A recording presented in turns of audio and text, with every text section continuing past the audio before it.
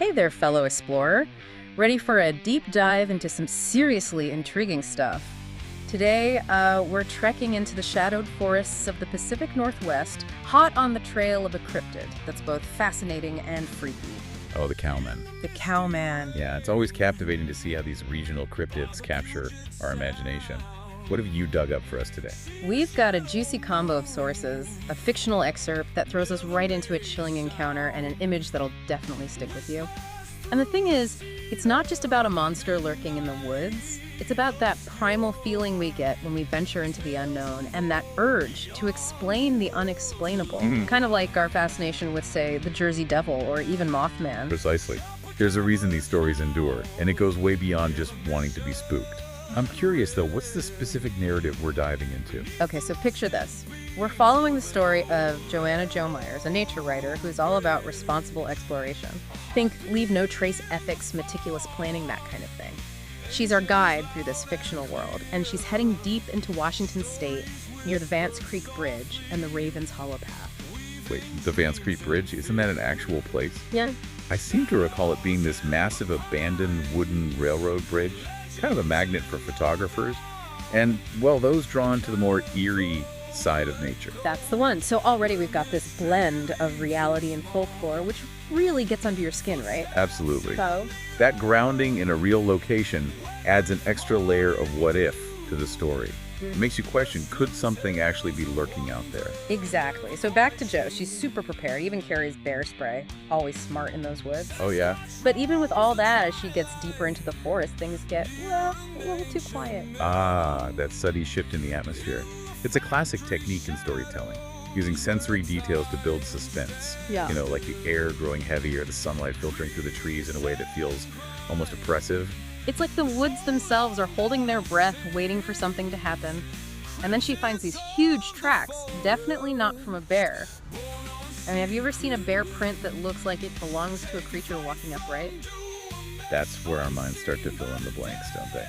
I mean, think about the wildlife in the Pacific Northwest, bears, cougars, even wolverines.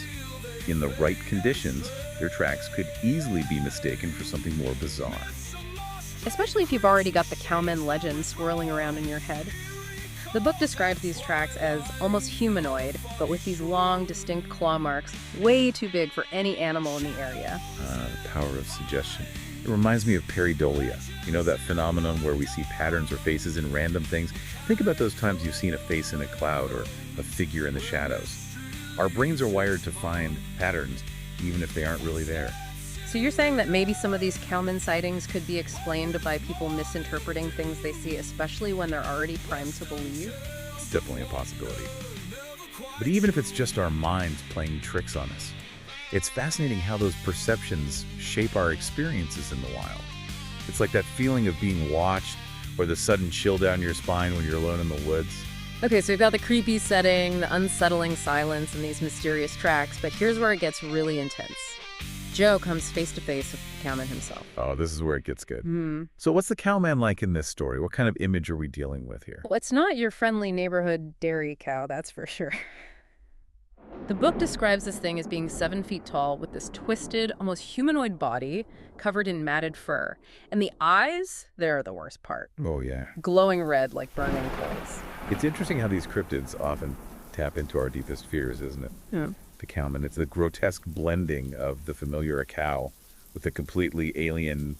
It's unsettling on a primal level. Totally. And the image we have really captures that unsettling feeling. You've got the shadowy figure, the piercing eyes, and the way it just seems to melt into the darkness of the forest. It's like something out of a nightmare. You know what's funny? Even though we know rationally that these creatures are likely just products of our imagination, they still manage to evoke a very real sense of fear and wonder. Oh, absolutely. I mean, just thinking about encountering something like that in the woods, it gives me chills. But here's the thing that really throws you for a loop. Instead of attacking the Cowman, actually points Jo back towards the trail. Wait, what? He helps her. That's not the usual cryptid behavior, is it? Right. It's almost like he's protecting her, guiding her to safety. Which is even more unnerving because it makes you wonder, what are his motives? It challenges our expectations of what a monster is supposed to be, doesn't it? Suddenly we're not dealing with a simple predator-prey dynamic. There's something more complex at play. It's like the Cowman is a guardian of the forest, but a terrifying one. Maybe he's trying to warn people away from certain areas, or maybe he's testing them to see if they're worthy of entering his domain. It's a theme you see pop up in a lot of folklore, actually. Think about those stories of fairies or spirits who can be both benevolent and dangerous, depending on how you treat them. Like those tales about getting lost in the woods and having to outsmart a trickster spirit to find your way back home. Exactly. It speaks to a deep-seated belief that the wilderness is a place of power not to be trifled with. It's a place where the rules of the everyday world don't always apply. And maybe those stories are a way of reminding us to approach nature with humility and respect. Right? I think so. It's like those stories are saying, hey, there are forces at work here that you don't fully understand. Tread carefully. Later in the story, Joe encounters a park ranger who confirms that these Cowman tales have been circulating in the area for generations.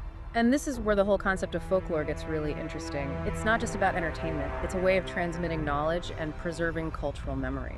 It's a way for communities to make sense of the world around them, especially the parts that seem unexplainable or even dangerous. The ranger even tells Joe about a chilling account of a family in Elma, Washington, who claimed to have been terrorized by the Cowman.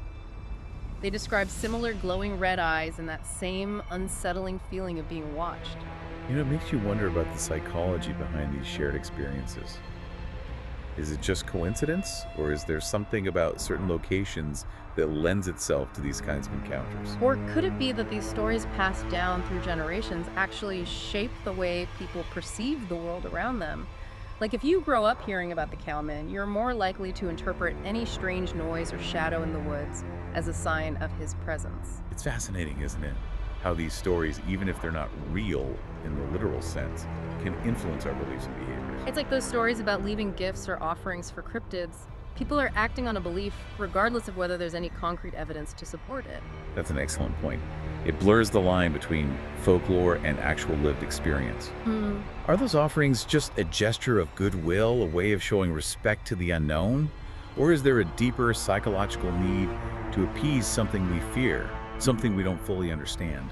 And it makes you wonder, does it even matter if these creatures are real in the scientific sense? I mean, the impact of these stories is undeniable. Exactly. Even if we never find definitive proof of their existence, the legends themselves have a profound impact on how we relate to the wilderness. They make us question what we think we know, challenge our assumptions about the natural world, and remind us that there are still mysteries out there that science can't fully explain. And that sense of mystery, that sense of wonder, is perhaps what makes exploring the natural world so captivating.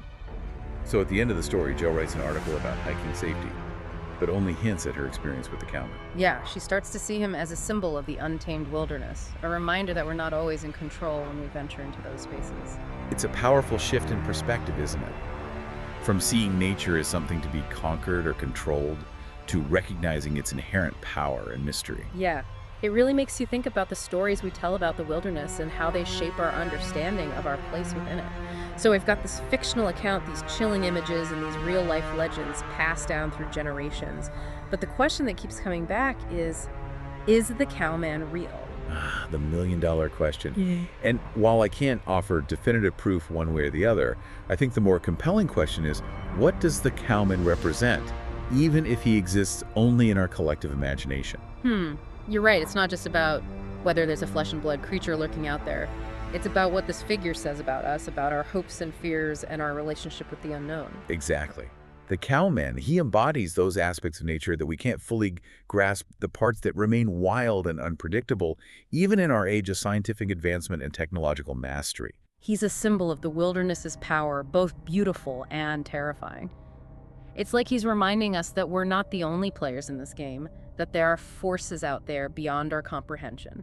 And that's a humbling thought, isn't it? Yeah. To acknowledge that there might be things in this world that defy explanation, that challenge our neat and tidy categories. It's almost like the Cowman serves as a cautionary tale, a reminder to approach nature with respect, humility, and maybe even a little bit of healthy fear. And perhaps that's not such a bad thing. A little bit of mystery keeps us on our toes, makes us more aware of our surroundings, and encourages us to question what we think we know. It certainly makes those hikes in the woods a lot more interesting. I mean, after diving into all of this, I know I'll be looking over my shoulder a bit more, listening a little closer for any strange sounds. And maybe that heightened awareness is a good thing. It could make us more attuned to the subtle cues and signals of the natural world, more appreciative of its beauty and complexity. So whether you believe in the Cowman or not, I think this deep dive has given us a lot to chew on. We've explored the power of stories, the persistence of folklore, and that enduring human fascination with the unknown. We've seen how these legends, even the spooky ones, can shape our understanding of the wilderness and our place within it. Mm. And maybe, just maybe, they encourage us to step outside our comfort zones to embrace a little bit of wonder and mystery in our lives. Exactly. And who knows, maybe on your next hike you'll catch a glimpse of something that makes you question everything you thought you knew about the world. Until then, keep exploring, keep questioning, and keep that sense of wonder alive.